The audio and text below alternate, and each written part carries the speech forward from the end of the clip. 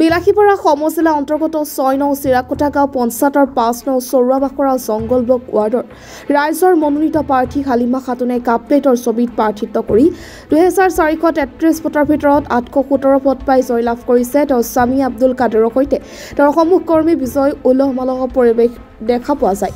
চৰুৱাবাখৰা গাঁওবাসী ৰাইজৰ মনোনীত প্ৰাৰ্থী হালিমা ইয়াছমিন ৰাইজৰ মাজত জনপ্ৰিয়তা অৰ্জন কৰে আৰু লগতে হালিমা ইয়াছমিন তেখেতৰ স্বামী আব্দুল কাদেৰ ৰাইজৰ আগত কয় যে আমাৰ যিমানবোৰ সমস্যা আছে এইবিলাক সমস্যা দূৰ কৰিব বুলি আশা কৰে আৰু আগন্তুক দিনত যেনে তোমাৰ জীৱন উজ্জ্বল সেউজীয়া ৰঙৰ হৈ পৰক তাৰে কামনা কৰিম আৰু ৰাইজৰ লগত মই চিৰদিন থাকিম। ৰাইজে মোক আকুলি লৈছে মই যাতে ৰাইজৰ উন্নয়ন কৰিব পাৰোঁ।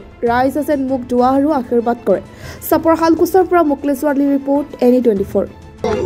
আব্দুল কাদেৰ মই চৰুৱাবাখৰা গাঁৱৰ যিটো আমাৰ চিৰাকুটা জিপি ৫ নম্বৰ এই সদস্য পদ তাত মোৰ ৱাইফে হয়তো নমিনেশ্যন দিছিলে আৰু আজি ৰিজাল্ট আউট হ'ল।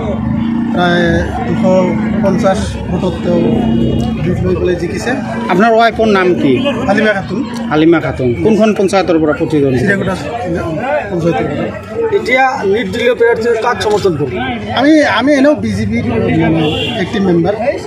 এনেও আমাক দলীয়ভাৱে টিকেট দিয়াৰ কাৰণে আমি নিৰ্দলীয় হৈছিলোঁ, কিন্তু আমি বিজেপিৰ এনেও এক্টিভ মেম্বাৰ। ৰাইজক কি জনাব? ৰাইজক এইটোৱে জনাম, ৰাইজক প্ৰথমতে আমি চৰুৱাবাখৰা বাকী সকলো ৰাইজকে মোৰ অন্তৰৰ তৰফৰ পৰা অশেষ ধন্যবাদ জ্ঞাপন কৰিছোঁ। লগতে তেখেতসকলৰ আগন্তুক দিনবোৰত যাতে তেখেতসকলৰ আশা আকাংক্ষা আমি পূৰণ কৰিব পাৰোঁ। আৰু আপোনালোকে নিশ্চয় জানে আমাৰ গাঁওখন বৰ্তমান অলপ সমস্যাৰ জড়িত হৈ আছে। সেইখিনি সমস্যা যাতে আমি ওপৰ মহলৰ লগত আলোচনা কৰি সমাধান কৰিব পাৰোঁ, এইটো প্ৰথম কাম হ'ব আমাৰ ৰাইজত আমাক জিকালে। তাৰ কাৰণে আমি পুনৰবাৰ তেখেতসকলক ধন্যবাদ। সভাপতি হোৱাৰ উৎসুক আছে নেকি আপোনাৰ? নিশ্চয় আছে, কাৰণ আমাৰ প্ৰাৰ্থীৰ কোৱালিফিকেশ্যন, আগৰ পলিটিকেল বেকগ্ৰাউণ্ড, পিছৰ পলিটিকেল বেকগ্ৰাউণ্ড সকলোখিনি আছে। মানে আমাৰ আঞ্চলিক পঞ্চায়তৰ ভাইচ প্ৰেচিডেণ্ট আছিলে, এবাৰ AP মেম্বাৰ আছিলে আৰু তাৰ শিক্ষা দীক্ষাত গ্ৰেজুৱেশ্যন পলিটিকেলভাৱে যিখিনি তাৰ নলেজ আছে যথেষ্ট আছে। গতিকে আমি প্ৰেচিডেণ্টৰ প্ৰথম কাৰণে আশা কৰিম। ঠিক আছে। এতিয়া এই কথাখিনি যদি আমি ক'ব যাওঁ, এতিয়া আমি সদস্য মানে কাউন্সিলাৰ মানে প্ৰেচিডেণ্ট মানে ZP মানে এইটো কথা নহয়। প্ৰতিনিধি এতিয়া সদস্য আৰু প্ৰেচিডেণ্ট আৰু কাউন্সিলাৰৰ কথা নাহে।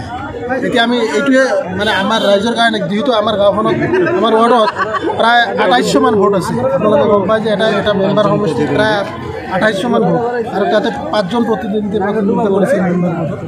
গতিকে সদস্য পদত জিকিছোঁ এইটো কথাই আপোনালোকে প্ৰশ্ন কৰিছে। সদস্য একেবাৰে সৰু বস্তু নহয়, ই গাঁৱৰ একেবাৰে মানুহৰ মাজত ওতঃপ্ৰোতভাৱে জড়িত হৈ থাকি আমি যাতে গাঁৱৰ গ্ৰাছৰুট লেভেলত কাম কৰিব পাৰোঁ, এইটোৱে আমাৰ আগন্তুক দিনত অভিযান হ'ব।